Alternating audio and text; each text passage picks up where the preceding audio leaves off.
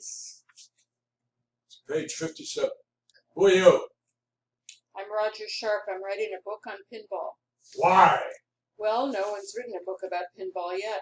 Nobody's written a book about my wife. That doesn't make it a great idea. I really think... I don't do interviews. Talk to Deb. She'll show you around.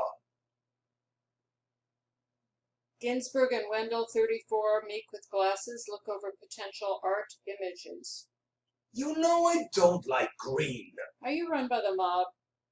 The hell's wrong with you? Do you make these games to steal lunch money from children to get them addicted to gambling? You know I don't. But no one else does because you aren't talking to them. Why? So I should talk to you. Yes, Mr. Ginsburg, respectfully, you're the one who started this company, who knows the history. Deborah can't tell your story. No offense, I'm sure you're great. Thank you. Listen, kid. Roger. You want to know how I survived, how I kept this place running when half America was hell-bent on shutting us down? Yes.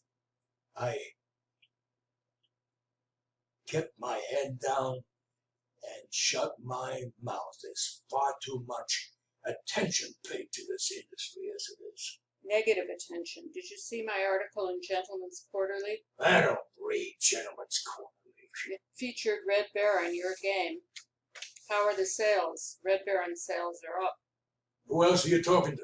Everyone. Gottlieb, Williams. William, Harry? Of course. Come back Thursday. You'll get your interview. And shut that damn door.